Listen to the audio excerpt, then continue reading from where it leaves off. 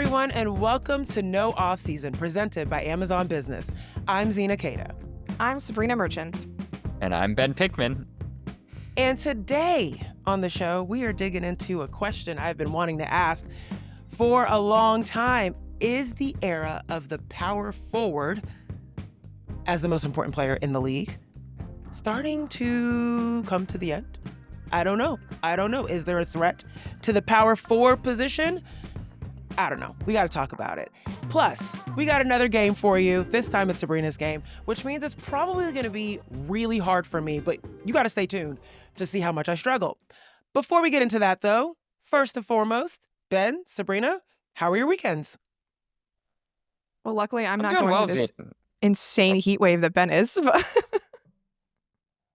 I know. There's a heat wave going around the country, and I feel as if we tucked up in Northern California are just like ignoring all of that. Like there is no such thing as that, I guess, in Northern California. But Ben, and Southern. you were, and Southern, I guess. Yeah, exactly. We're chilling over here. Other things are heating up in California. But Ben, I know were you on the road this weekend, actually? I was not. I was finally home this weekend, but honestly, I think I would have been better served being on the road because I didn't wear enough sunscreen. I'm fully sunburnt. And I was unprepared for this heat wave. It's like 100 degrees in New York. And look, maybe like sitting in an airplane would have been some nice time out of the sun, which I did not have. Ben, it was good that you were at home. I know we were all probably watching games. There was a ton of games happening on at the same time. WNBA, hear me out. Give us a little bit of space, just a little bit of space to be able to watch some of these games. But I was really happy I was able to watch A'ja Wilson against the Fever. That home court environment in Las Vegas was crazy. Everyone was cheering for her. And A'ja Wilson is back. She's back from concussion. She apologized to the fans, saying that she had a terrible first half. And yeah, it all worked out because eventually they got the win against the Fever. Liberty, they don't have 3 of their starters. Ben, we're going to have to get into that. Phoebich is at Eurobasket. Sabreena Ionescu has a crick in her neck.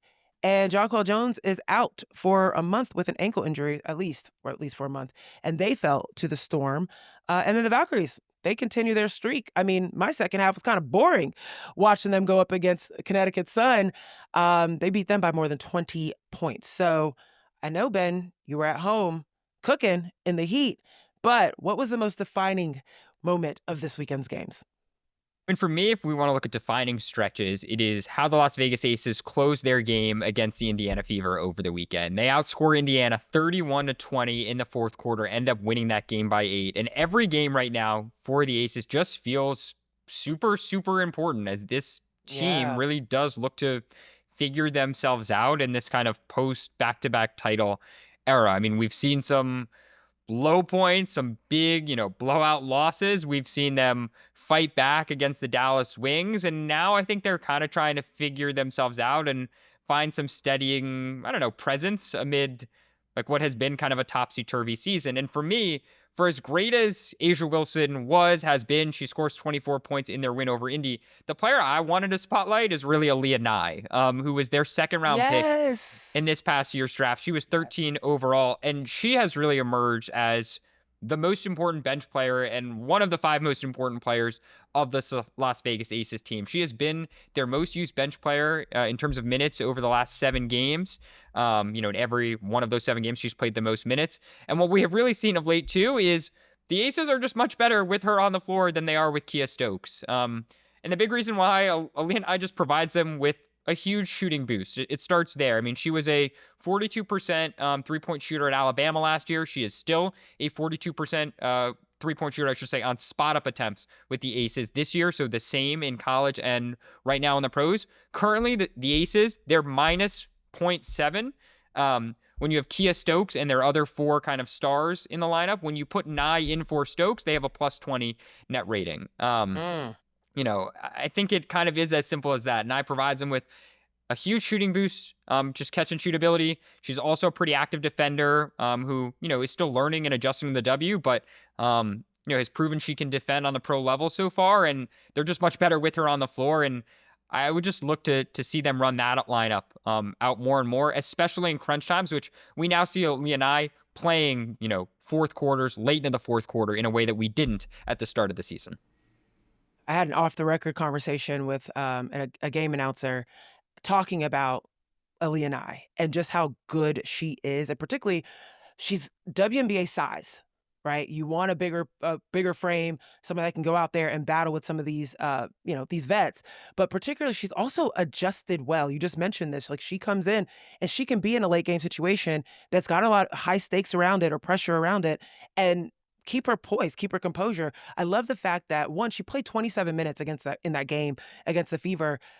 Plus 13, which I think was like the second highest behind Jewel Lloyd, and no turnovers. Like that's huge to be able to provide the shots that she's providing and be in the schemes and the mixes and not have any turnovers as a rookie. Very big. Yeah, the Aces won that game 89-81. It does feel like there's a I don't know, microscope on them a little bit. But well, they're figuring it out. And right now though, this is a perfect timing to be figuring it out, especially while everyone else is kind of going up and down with Eurobasket and they're trying to figure out their wrinkles. We'll see what happens with the Aces. But it is Tuesday, which means we got to get some music for this. I don't know. We got to get a sound because I get Little stinger. excited. Just Yeah. a little stinger. Okay. I love the alliteration, but it's not enough. We need another thing. We're going to talk to our producers about this. It's the Sabreena Scale, y'all. Sabreena is here to tell us all the things that she noticed that ultimately weighed out her scale for the week. Go read it on The Athletic. I know some of you guys see that as homework. It is called just engaging with content. So hopefully you guys also go read. But Sabreena, you made some big moves this week. Lots of sliding around. So let's get into it. There is a new team at the top. Tell me, why do you think the Lynx are number one for you? I mean, I was tempted to put the Lynx at the top at the very start of the regular season, but I have a policy that I keep the defending champion there until further notice, and the Liberty have There been you go. awesome. But really, it's a matter of health. Without Jonquel Jones, without Leo Fibich, the Liberty just don't have their size advantage that makes them so distinct, I think, among WNBA teams. And you look at the Lynx, and other than this last game without Nafisa Collier, they've been pretty whole for the majority of the regular season, at least since Kayla McBride returned from her absence to start the year. So, it's just a fuller team. And you look at what the Lynx are able to do even without Nafisa Collier in their last game. Kayla McBride putting up 15 fourth quarter points, just absolutely laying down the hammer against the Los Angeles Sparks in that fourth. It's a very impressive, like, not so much revenge tour because, like, it's more of an avenging, right? Like, from what they were denied last season. And I look at the Lynx, and they don't have Jessica Shepard. They don't have Nafisa Collier on Saturday. They plug in Maria Klindikova as the starting center. She signed with the team less than 2 weeks before, spent training camp with the Los Angeles Sparks, just goes in plus 25 casually during that game. Very solid, running the floor, Yes. pick and roll, playing defense, had some nice blocks. To do that, like, the plug and play ability in this Lynx system is super impressive. I think they're just the most finely tuned machine in the WNBA. And so that's why they're the number one team at this point. Yeah, I get it. I watched that Sparks Lynx game and I was frustrated for first quarter 1 through 3. I was like, what is happening right now? I was frustrated with the Lynx because I just felt like they weren't capitalizing on things. And yeah, you're right. In the fourth quarter, they turned it up.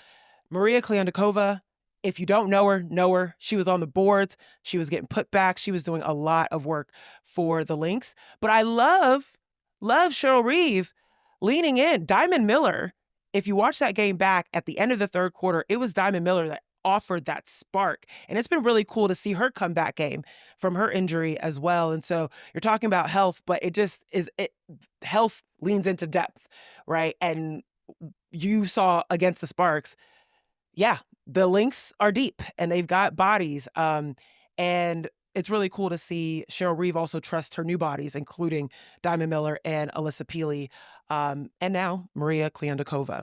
And you mentioned, being frustrated for the first 3 quarters. This is kind of what the Lynx do, right? They wear you down because of their movement, because of their depth.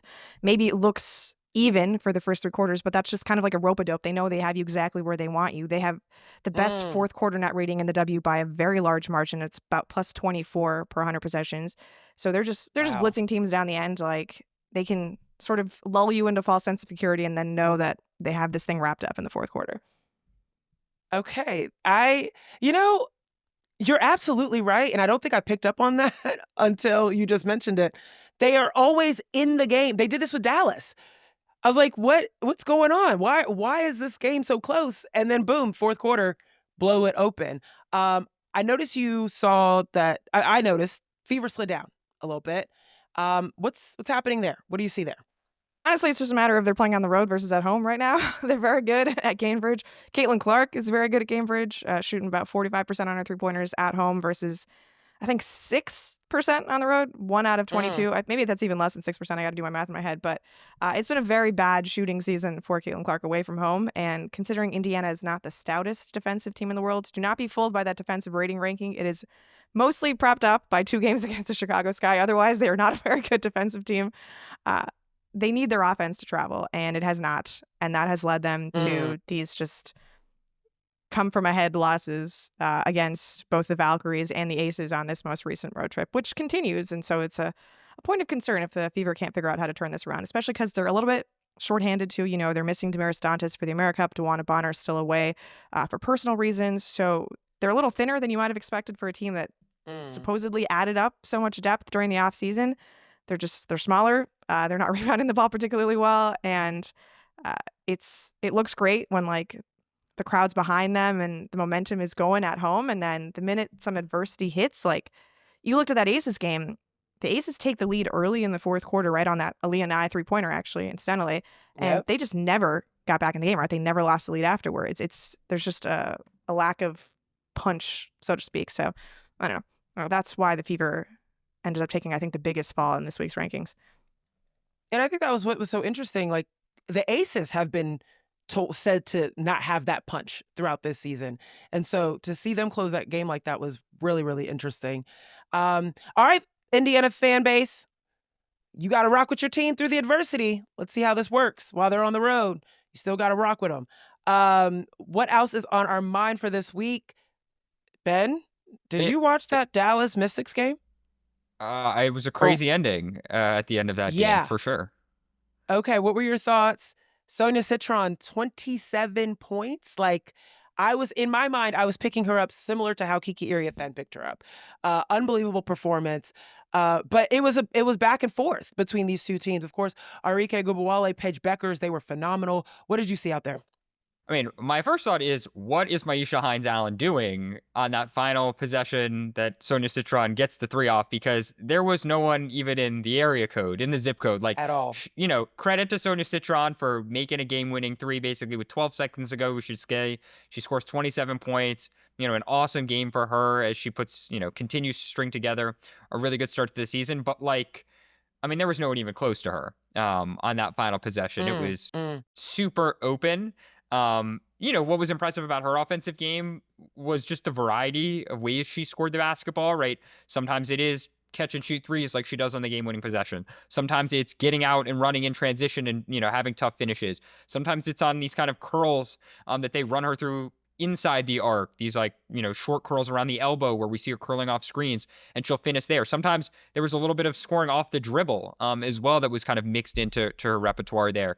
So she had a really good game against, Paige Beckers, who we should say, and Sabreena has watched a ton of them too. Like Paige is playing really, really well of late too, since she came back, especially with the concussion. So it was a very good game of 2 rookies going at it. I think a tough loss too for Dallas, who very much to me still feels like a team that is learning how to win. It was something they kind of talked about, when they blew that lead to Las Vegas afterwards. It was all about we haven't been in a lot of those situations.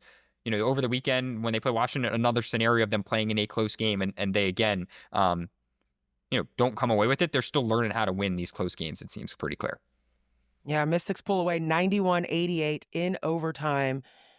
Tough loss. I was really impressed with the fact I think Sonia played 41 minutes, Paige 40 minutes. Like we're seeing rookies put in significant time for their teams, and that is going to wear on you. But what's going to be interesting is that they rematch real soon. Not only will Paige go up against Caitlin Clark on Friday, I think against the Fever, and then on Saturday they get to see the Mystics on back to back. And so once again, the WNBA schedule is grueling, but we kind of get to reap the benefits of it because we get to see these amazing matchups go up against each other in very short windows of time. Let's keep it going. Gabby Williams, 8 steals, against LA. Like that's I don't know. That's crazy. I don't know if I've ever seen something like that, especially against the best players in the world. And Seattle right now is putting things together. I think a few weeks ago, Erica Wheeler had an emotional interview. Gabby Williams, had her post game interview as well. It's like it's clear that this team is building something and they're getting things together. Nneka Ogwumike has been on a heater. I think over the last 3 games, she's averaging like 25 points a game. Earlier this year in May, she uh, beat Candace Parker. I think she became all-time scoring leader number 9 on that list.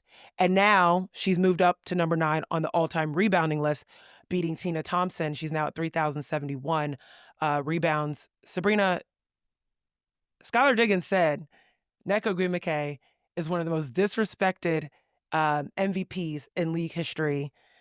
Why? Why are we seeing somebody that's putting up these type of numbers not be, or at least why do you think Skylar Diggins believes that? Well, I mean, I think part of it is she's the only American MVP to never make a USA basketball team for the Olympics. That's probably the number one disrespectful item on Yeah, Nneka's list. That absolutely. despite USA basketball's historic policy of including number one picks, she was not brought in 2012. She was the MVP in 2016, not on the team, and then in 2021, despite being the face of the USA basketball campaign that did the little barnstorming tour before the Olympics, she was also left off the team. So I think that's where that disrespect sentiment comes from. I can't really understand why it has persisted this way, but Nneka is just freaking awesome. And she's going to go down as one of the top 10 very best players to ever play this game. She's just been a model of consistency, been equally efficient from year 1 to year 13 in the WNBA. So very cool to see her continuing to be just dominant and helping the Seattle Storm on this recent surge of theirs. And Ben, Seattle Storm, that performance led to an 89-79 win over the New York Liberty. It is fair to say, no Jonquel Jones, no Sabreena Scale, no Leo Fibich, but thoughts on what that game really means for the Storm's season that now moved to 9-5 on the year? I mean, what it does is just continuing to consolidate this middle. Like the league is really, really deep right now with Seattle, Atlanta, Phoenix, the Aces, and Indy. That is a huge group. I mean, the Valkyries are in that group right now, record-wise. For me, still, they're a tier below some of those teams in terms of overall ceiling for the season. But like Seattle has shown that they can beat anyone on any given night. And frankly, pretty much everyone around the league has proven that this year. I mean, we talked about it. Nneka's playing at an all-star level, as Sabreena mentioned. Skylar Diggins playing at an all-star level. When we did the podcast last week and we talked about potential first-time all-stars, Gabby Williams, you mentioned it, the defensive performance, the 8 steals. She has 12 and 10, that's points and assists over New York. Super aggressive overall. They're plus 30 with her in terms of on-off. One interesting note on her, too, in terms of just her this year versus past years. Last season, 2/3 of her drives to the basket were on the right side of the hoop. This year, she's about even. 8 of her drives have been on the left. 7 have been right. We've just seen a little bit more diversity in how she's getting downhill. Big picture, though, in terms of that game, Sunday's game from a New York perspective, I guess, too. I'm not really reading too much into it, just knowing that they were out without 3 of their key figures, right? Jones, Fibich, and Ionescu. I will say on the Jonquel Jones injury, I mean, the team said that she avoided significant injury in terms of the right ankle sprain that seems to be a re-aggravation of what she had earlier this year. The thing that is really of note, though, is, 4 to 6 weeks. It takes you a month, a little more than a month. I don't want to be the schedule guy and just like talk schedule for a second, but it comes at a really interesting time in New York's schedule because all of their games from July 3rd to July 26th are at home. You have the All-Star break in between. So she's missing a stretch of almost exclusively home games or exclusively home games for New York. So in theory, role players play a little better. If there's comfort of being at home, that's a good thing. But from July 28th to August 16th, so that's probably in the window that Jones comes back, all 6 of New York's 8 games are on the road. That's a tough sketch, just knowing that they're going to have to go back on the road. And we should also mention that in terms of Jonquel Jones coming off of injury, like there's going to also have to be a little bit of a reentry period for her. I know obviously she's so comfortable with the players she's now playing with, but we saw this at the start of the 2023 season. JJ was actually dealing with a stress reaction in her left foot at the end of that offseason, and she was a little bit slow to kind of start that year. She didn't have her first double-double with New York until their 10th game of the season. It really wasn't until midway through the year, that first year with New York for her, that she hit her stride. So, the effects of this injury for New York, yeah, it's 4 to 6 weeks with her out. The first month might be mostly home games, if not all of them. Then she might come back on a road trip. And then the question is, how long does it take for her to enter back? And suddenly, like, we're talking, it could be September, like theoretically, until we're seeing like top line Oh, Jonquel Jones, and September feeds right into October, and we'll see how long the New York Liberty are playing. So, she avoided significant injury, but that doesn't mean there aren't potentially significant implications of this down the road. absolutely. Gosh, September sounds scary. I mean, New York Liberty, that's a lot of time to have to survive without what a lot of people would call an X factor for a significant player for the New York Liberty. Well, hope hoping that she heals well and doesn't rush anything. We obviously have seen what happened in the NBA finals. We don't want to rush any players back from injury. Wishing her a speedy recovery and healthy one. But one more thing before we dive into our conversation about the Power Fours. Um, Portland Fire. A little bit of retro action here. Portland, apparently there's been at least there's been trademarks filed for the Portland Fire that we know of. Sabreena, what do we know? What are our thoughts? We know the WNBA filed trademarks for the name Portland Fire and a stylized logo of a P, which presumably will be the logo of the team going forward. And as you mentioned, it's a revival. The Portland Fire were a WNBA team from 2000 to 2002, so short-lived during the early stages of the WNBA. Personally, kind of hate it. There's a big wildfire problem on the West Coast, and I just don't love the idea of naming a team after fire. So I guess WNBA wasn't concerned about that, or maybe there was some groundswell in Portland that they just wanted to bring back the old team name. But I had hoped that, like, given the shared ownership with the Thorns, that they would lean into the rose imagery of Portland, but they appear to have gone in a different direction. Again, Yeah, again, I thought that too. it's all appears. This is all still just if. It's all like, we're kind of reading tea Hmm. leaves. They have circled as the team July 15th as this announcement date. We don't know what it's for. Fair to think it's going to be name and logo. I think that's a little safe to assume, but we're all just kind of making assumptions there. I should just throw it out for the sake of accuracy. If we see any new trademark Okay. applications, we'll update as needed. We'll be on the on that website refreshing every minute of every day. I'm loving the trademarks right now. Angel Reese, Me Bounds, then Portland Fire. It's just like a thing. Also, July 15th, my birthday. So shout out to Portland. Maybe it's an ode to me. All right, let's keep this conversation going. It's time to talk about Power Fours. For a very long time, the power forward has been the most dominant position in the WNBA, and there's been stars, past and present, that have been in this role. Candace Parker, Elena Del Don, Rebecca Brunson, Nafisa Collier, Brianna Stewart, Nneka Ogwumike, Asia Wilson. They all play or played the 4 position. Whether they went up to a 5 or went down to a 3 varies. But this has always been a dominant role. And if you're looking at the MVP namings in the last few years, you could tell power fours are really important to the game of women's basketball, pro women's basketball. But lately, with the rise of stars like Caitlin Clark, Sabrina Ionescu, Jackie Young, Paige Beckers, the guards seem to want a bit of that action. Okay? So we want to talk about it. The rise of the position of the power four, what role they typically play on their teams. Historically, has this been written in the tea leaves kind of thing? Like, did we know that this position would rise to such importance within the scheme of women's basketball? And will they continue to dominate? So I think I want to start with historically. How did we get here? Because Sabreena, especially with your NBA knowledge, and obviously I cover the NBA too, and I'm looking at the transition of the NBA in terms of like the unicorns that are starting to happen in a Wemby being 7'4" and playing the guard position, Kevin Durant being 7 foot and being a wing, Jabari Smith Jr. Like there's just, you're seeing this trend towards really big wings. But in the WNBA, it's always been, and it feels like in the last few years, it's been the trend towards really big forwards, not small forwards, forwards. Take us back. Where did this start? Where do you think was the inflection point where this really began to be apparent?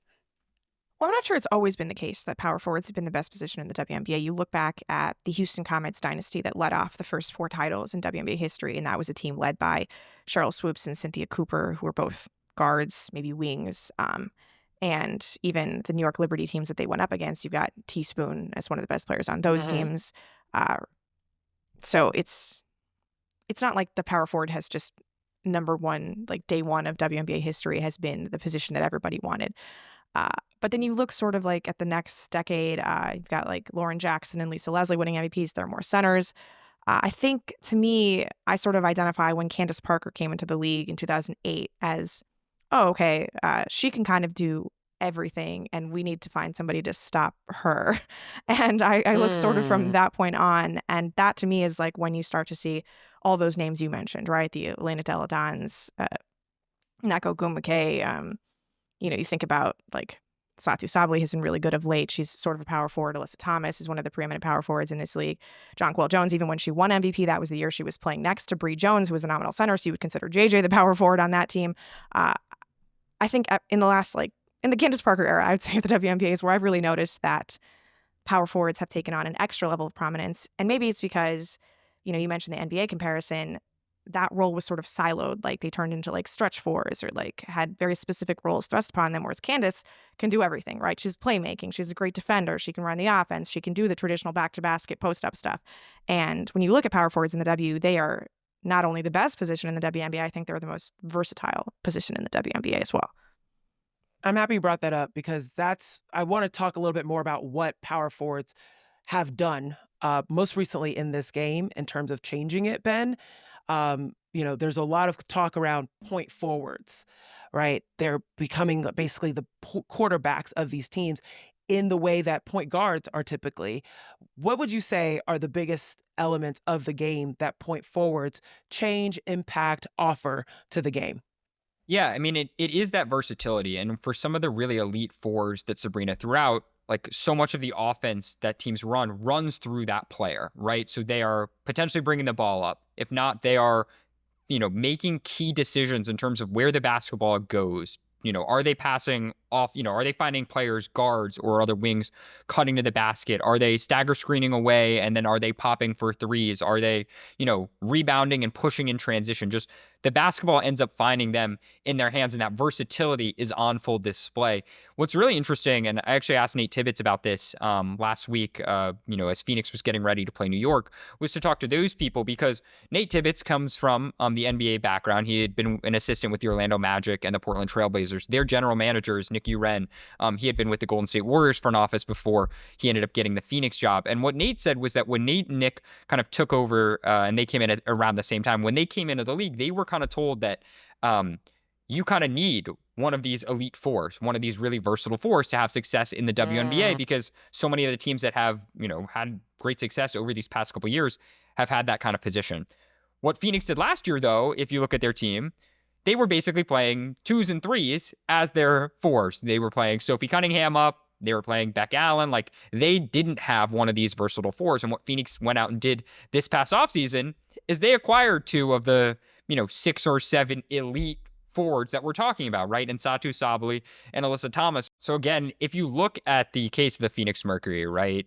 Their lead guard right now might be Monica Kawamakani, and she's played pretty well of late. She played her best game of the season against the Liberty, but they very much are a team built around these like versatile unicorn-like fours. And that's, again, as we're saying, like that was very intentional in terms of how this roster was constructed. What else is kind of interesting about the state of the four in the WNBA, especially when you look at the Mercury perspective and the kind of NBA, WNBA influence is right now in the W, like having these versatile do everything forwards is different than the NBA where like the lead ball handler seems to be the most important position that you can have. And it seems like in the W right now, it is still all about, do you have this versatile four who Mm. can, you can run things through, who can guard anybody. That seems to still be kind of the position du jour. I mean, it's interesting. Becky Hammond, when asked about the NBA and what you need, she said you need a guy, and that was really emphasis around being able to get a bucket. And I do believe that translates to the WNBA, but it's not just you need a guy or a girl or however you want to put that, but you need someone that can only get a bucket, but you need also someone that can see the floor well and distribute and set up your plays. Um, Sabrina, I feel like this is so different than when I first learned about basketball. And we were like, all right, two posts down low, three guards on on the outside. Guards, go screen down low for your bigs. They're gonna come back up. We're gonna do some like it was just like this little, I don't want to call it a pyramid situation, but like it was three out, two in. And that is how it was always about back to the basket posts, players being able to make post moves. And now you we're talking about the Mercury. I mean, Alyssa Thomas is bringing the ball up the floor. She is setting things up. It's so different than what it used to be. I mean, 3 out, 2 in is, like, generous. You think about all those guards who, like to get their work done in the post too, right? Like, everybody wanted to Right. start towards the Right. basket and then work out. And you think about the way the WNBA is now, it's really hard to even play two bigs. You know, I look at the Atlanta Dream, and they signed Bree Jones and Brittany Griner this offseason, and yet their most productive lineups include one of those centers with Naz Hillman, and even Bree Jones and Griner have seen, you know, their offenses shift where they're taking a lot more jumpers away from the basket than they have in previous seasons. You think about the other teams that survive with two bigs, it's because one of them can shoot threes, right? Like whether that's Alana Smith or Jonquel Jones or, you know, in my neck of the woods, Azari Stevens has become a lot more of a prolific three-point shooter. So it's really hard in this era where space is so important to have like two players who get the majority of their work done close to the basket. Like Ben mentioned this earlier on the pod.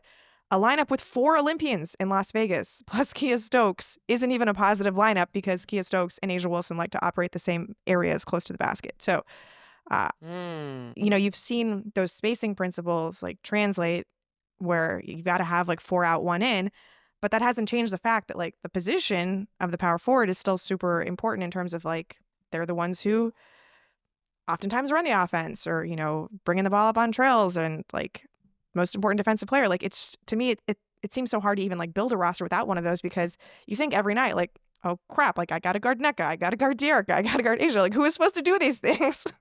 Yeah. Speaking of how hard it is to guard, defend, I mean, listen to Melissa Smith. There was a great TikTok from It's Seaway's World, ESQ. Shout out to Sis being a lawyer, probably, with a clip of Dejanay Carrington and Melissa Smith on a beach chilling, talking about not only how hard it is to guard this position, but also just how key they are within the scheme of the game. Listen here. So the 4 is the best position in the W. Everything plays through the 4 in the W. Every action is played through the trail, and that's the 4 player. And that's what I be trying to tell y'all folks, because y'all be on my ass about defense, bro, but I'm guarding Asa Wilson, Brianna Stewart, Alyssa Thomas, Nafisa Collier, Nneka. Like, come on, fam. What y'all want me to do, bro? I'm trying. Now, that is the best. Those are the best players. The best players in the W right now are awful. Bro, I swear to God. Like, what the facts? Y'all crazy too. That's a fact. All the best players in the W right now are 4. 4 players. They be going fed. And they don't get tired. Well, and that's why it's not a fluke, Zena, when you look at the Dallas Wings record, where they are in the standings, right? Because if you look at their front court, like, let's just be real here, like, their front court is in the bottom 2 or 3 overall in the WNBA. I mean, it's just like, that just speaks to how important this position is overall. The other thing we've started to see trend-wise, to Sabrina's point too, is we have started to see elite guards recognize the importance of being a really good screener. Right, that is something that, you know, I don't think you would have talked about 5 or 10 years ago. Sabreena Scale told me in training camp that one of the things she prioritized this offseason was becoming a better screener, where you can suddenly have these inverted pick and rolls where, you know, you have the big who is handling the basketball and the guard comes over to set a screen, and then the guard, you know, maybe rolls or pops or you know, gets out of there and clears space. But like, that is an action that we didn't see a lot of 5 or 10 years ago. Now, if you watch the New York Liberty, you know, we see a lot of guards screening for bigs and then letting the big decide, do they want to get downhill? Do they want to dish? You know, what is the big doing with the basketball? That is kind of an effect of, you know, it's a product of having such a versatile forward that, you know, New York and some of these other teams we've mentioned have. You mentioned Phoenix Yeah, too. Like, so many of their guards have to screen for Alyssa Thomas when she's the one running the action. Like when Sammy Wickham screens for her, that's what creates all those open 3-pointers. I mean, you think about the Aces and their success. Like there's that famous out of bounds play they run where Asia Wilson gets an open path to the basket. Kelsey Plum was the one making that screen to get her open. So it's definitely Yeah. important for all these players to figure out how they fit around that star in the power forward. Yeah, because it's not just the defensive conversation of how to guard them. It is a matter of what can I do to be relevant around this player and help her and help this team. And I think it really comes down to the space. I believe Sabreena, you were just the one that mentioned like Kia Stokes and Asia Wilson have struggled in the sense that they occupy the same space, right? And that's why Kia Stokes has to be able to space out to the corner and hit that outside shot to allow Asia Wilson to operate in space. So I'm looking and seeing, 10 years ago, about 17 threes were put up as a league average per game. 17. You fast forward 10 years later, right now, Ben, I believe we're at about 25 a game. Yeah, Like over that's a 24 per significant, game. there you go. That's a significant jump in the amount of threes going up. And this position is included in that group that is taking that. Sabreena, you mentioned earlier that things changed around '08 when Candace Parker entered the league. What did she do, in your opinion, from what you saw, um, in really instilling this role within the scheme of basketball? So admittedly, my experience around this is fairly anecdotal because I obviously live in LA where Candace Parker started her WNBA career, and a lot of people I've spoken For with sure. about this have been in anticipation of Candace's jersey retirement, so her name just happens to be on people's minds. But I think Candace was the first sort of point forward of this mold, who was able to bring the ball up and run the offense, and like Ben said, get the rebound, grab and go, and you couldn't like take that role away from her because it was arguably the best part of her skill, right? So if she could do that, then it sort of opens the floor for other people to want to. And I know Kurt Miller has often credited Candace for inspiring Alyssa Thomas to build her game the way she did, right? She is the prototypical playmaking four in the WNBA now that Candace is retired. And I think just her ability to like expand the possibilities of what we think a power forward can do and do at a high level just sort of inspires everyone to, one, want to be like Candace and develop those parts of this game. And then two, give coaches the permission to be like, hey, if somebody else can do it, then we can. Because leagues are copycat leagues, right? If somebody else is doing it, Yeah. other coaches are gonna be like, yeah, that's great. Let's do it too, right? And that's great. Like that's how these things happen. Everybody's stealing plays from everybody else. And if Candace was sort of opening the playbook, that just allowed everybody to follow in her path. Okay, I want to ask both of you this question because we've seen the difference between the power four in terms of power fours that are also threes or power fours that are also fives. And I'm a big proponent of small ball. I always think teams that can go small and still be successful are always going to be more dominant in a league because if they're big man, big woman, whatever you want to call it, gets in foul trouble, they can change and be versatile enough and be flexible enough to go small and still have an impact on the floor. I think that is depth. That is true depth to me. So I want to ask you guys, like, which power forward going 3-4 or 4-5 do you think has had more of an impact in the WNBA as of late? Ben, I'll start with you.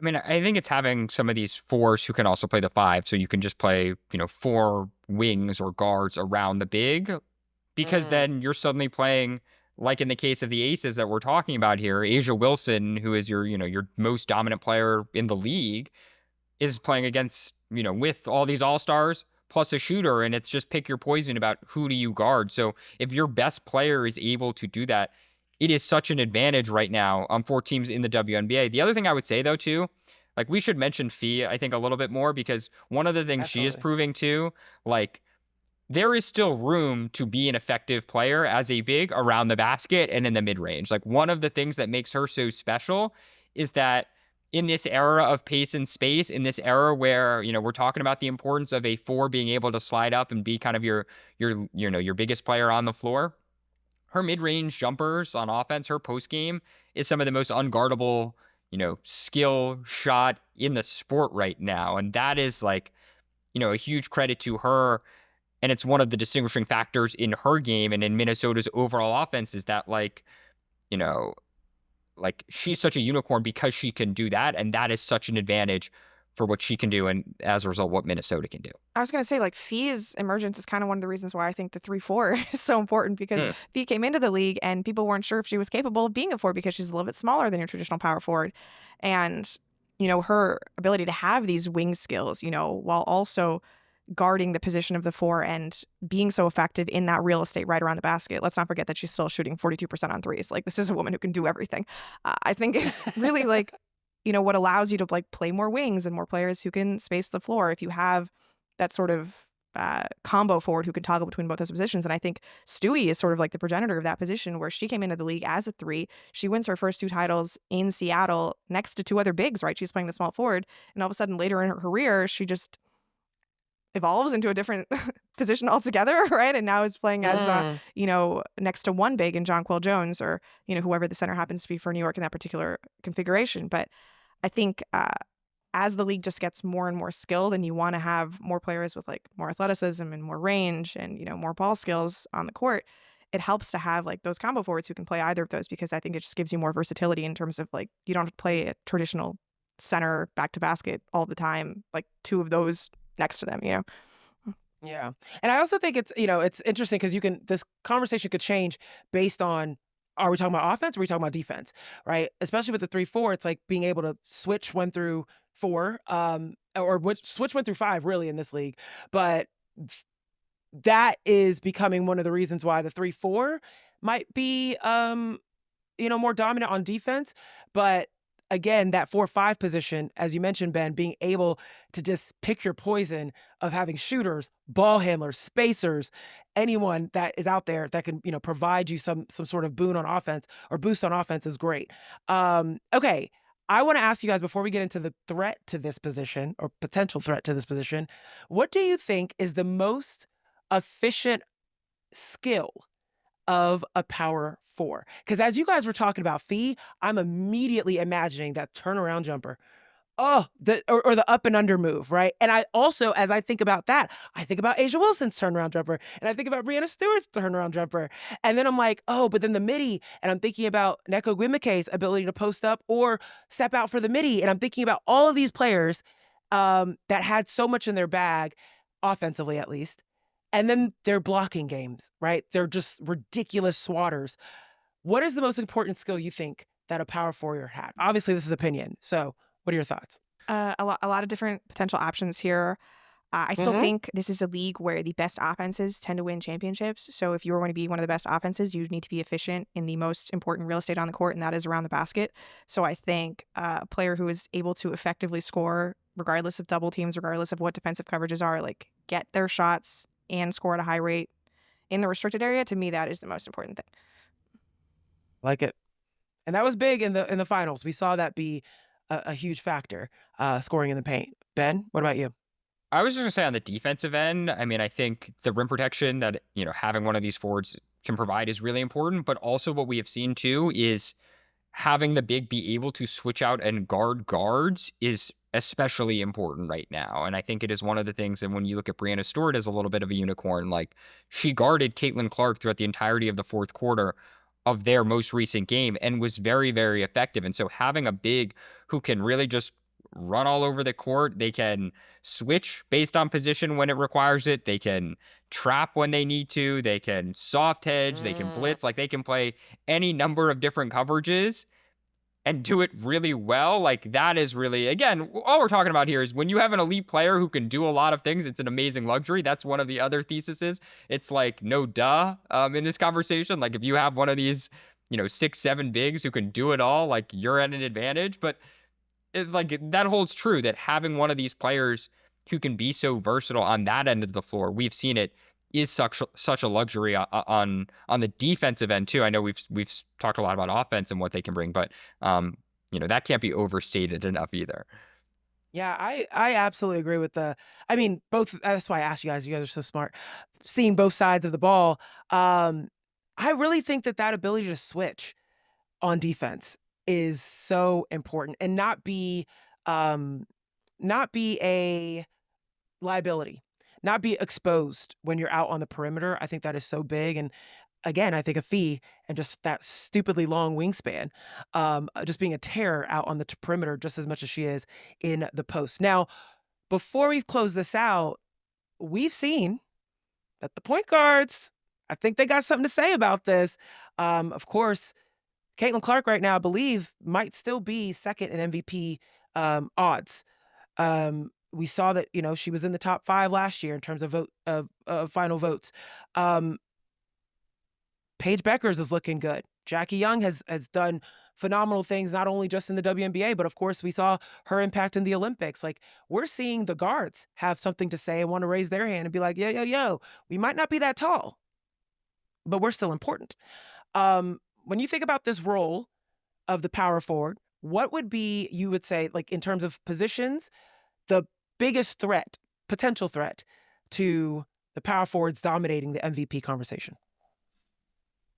I think it's about, are we in this era where everything we just talked about is a product of who the specific players are, or is it a product of kind of how basketball is being played and like the positional landscape, right? Like, is it, is what we talked about just now a product of Alyssa Thomas and Stewie and Asia and Fee being, the best players in the league, right? In 2013, all 5 members of the All WNBA first team were forwards. The question is, going forward, will we have first teams where Caitlin Clark and Sabreena Scale and Paige Beckers, are 3 of the 5 members of the first team? In 5 years, will it be Clark, Ionescu, Juju Watkins, and Paige? Like, I'm just throwing out scenarios, and we don't have one of these kind of unicorn bigs in the sport. Like, this was a question that, I posed to some people around the league, and,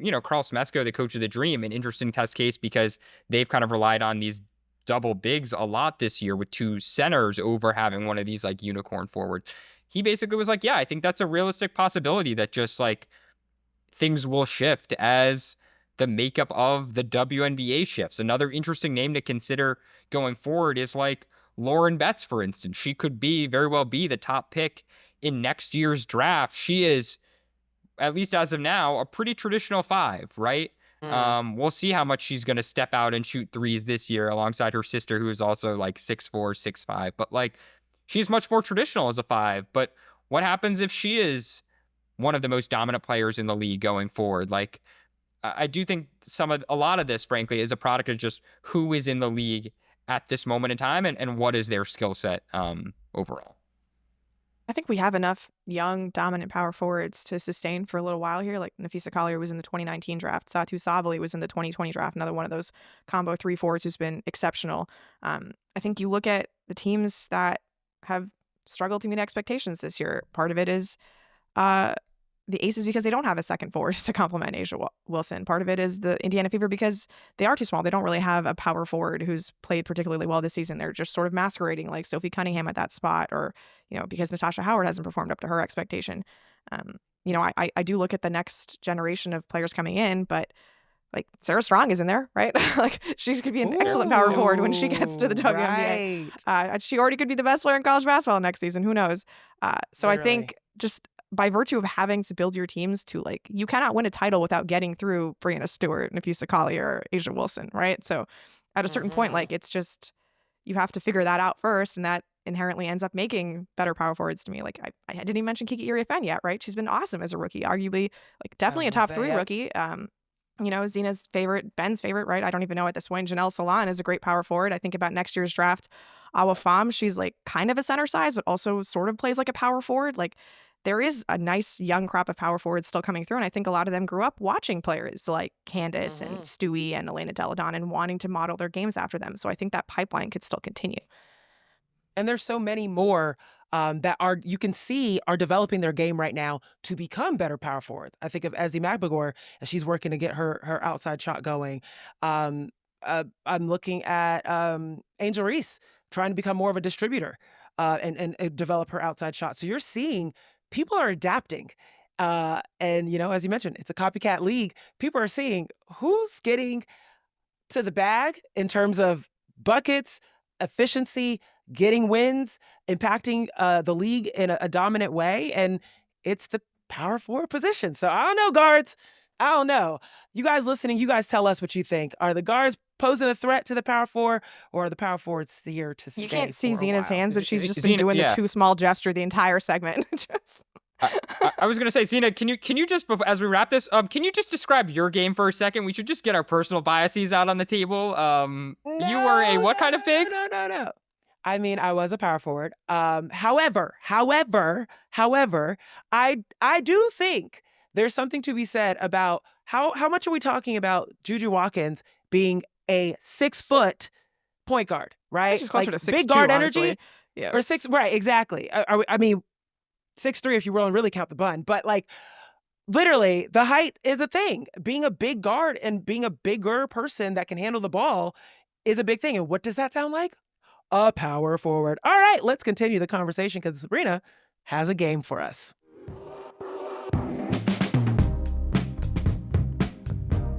Welcome back. It's game time here now on the show. And for our latest, Sabreena, you take the reins. All right. So after watching the Stanley Cup Finals and seeing Kia Nurse's brother, Darnell Nurse, play for so long, God. I was inspired to think about WNBA siblings. So this is really easy, really straightforward. You guys are going to crush this. I have no doubts. So we'll start easy and then just build up from there. And I assume you two are going to play together, right? Are these Sure. older siblings or like current players? These are current players. All of these questions are about current WNBA players and their siblings. I was like, are we talking the Paris twins? Okay, sorry, go ahead. Okay, so first thing, super easy. Who are the 3 pairs of siblings currently on WNBA rosters? Katie Lou, Carly Lou, right? Not Carly Lou, but Yep. Carly, yeah. Just Carly. Carly, I always say that in my mind. Yes, Katie Lou and Carly. The Sabalis, Nyara and Sabalis. Satu. Yep. And who is the third pair? Who are we forgetting? Not the Holes, not the Ogwumikes. Not the Ogwumikes. Not the Joneses. Who are we blanking on? Oh, the Westbelts. The Westbelts, Maddie and Kat Westbelt. Oh my God, yes, Catherine and Maddie. Yes. Good, Yes, good, the yeah. Westbelts. See, I thought the Samuelsons would be a little bit harder because Katie Lou's a little out of sight, out of mind, but very nicely done. Okay. Hey, Katie was hitting her free throws the other day. Okay, sorry, go ahead. All right. Okay. So this WNBA player and her sibling both played at the same college, and they both led their conference in steals twice. They played at the same college, and they led their conference in steals. This is a WNBA, Current NBA WNBA sibling player and her sibling. Yeah. who could play in the NBA. Could play in the NBA. Yeah. Ooh, is this the Who played- McConnells? It is the McConnells. Very nice. Yay, I love it. Like I Oh said, my God, I love the interview. If you haven't seen the McConnell dad interview after the Indiana Pacers won Game 6, go look at that. It's just we should just proud specify parent the energy. McConnells are TJ from the Indiana Pacers and Megan from the Oh, Phoenix Mercury, yes. who's only gotten to play one game, unfortunately, because she suffered an injury right away. Their dad's sister, also a WNBA head coach back in the day, Susie McConnell Serio. So a lot of basketball Wow. blood in the McConnell family. But yeah, like Oh, I Zena love said, that. I cannot recommend the interview with Tim McConnell enough. It's great.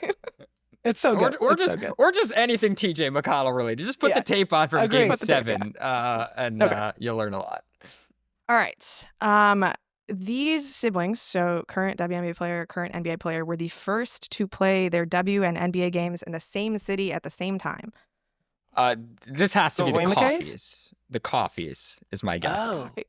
Yeah. Amir and Nia. Wow. Amir for the Los okay. Angeles Got it, Clippers got it. and Nia for the Sparks. I knew they were somewhere. They were going That's to be cool. somewhere in this exercise with Sabreena being LA based. And yeah, Of course. this is them. All right. That's very cool. Okay, we've got another set of siblings, played for the same college, both led their conference in blocks. In college and Boost led the conference in blocks. Are these the Sabalis? No. Did they play for the college at the same time? No. Niara never led her Okay. conference in blocks, I don't think. Okay, yeah. Okay. Did they play for the Um, same time? No, Or different time? not at the So same like time. this could maybe be the Ogwumikes. I'm also waiting could on see me. Sorry, that. I meant to say a male sibling. My apologies, not the equivalent case. Yeah. Got it. Okay. Yeah. Okay. Could Ooh. this be the McGee siblings? I don't think they played at the same college. Oh, Imani. I am talking about and JaVale current McGee. WNBA players. There is no current Got it. McGee in the WNBA. Okay, that's true. Or in the NBA. Also true. Okay. Right. No shade to JaVale. Forgot he was not in the league anymore. Right. Let's see. Ooh, this is tough. Yeah, led your conference in blocks. I don't know. I think you stumped us here, Sabreena. Yeah, I think you got us.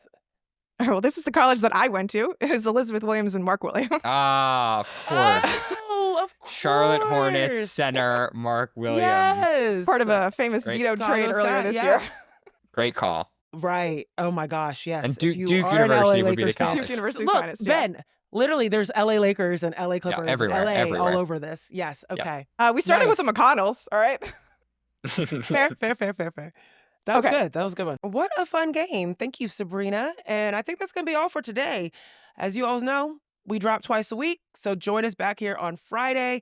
We'll have more of the best content around the WNBA, keeping you up to date with everything that's going on. As always, before we go, please like, subscribe, share, all of the things. If there is any homework, this is your homework.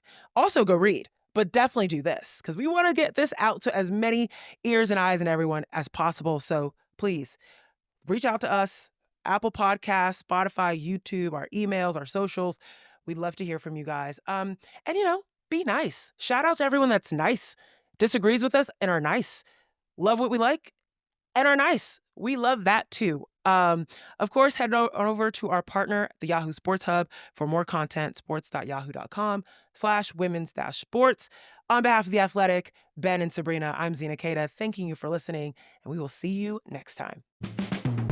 Thanks for tuning in to No Off Season. To hear more, be sure to like and subscribe. We drop new episodes every Tuesday and Friday.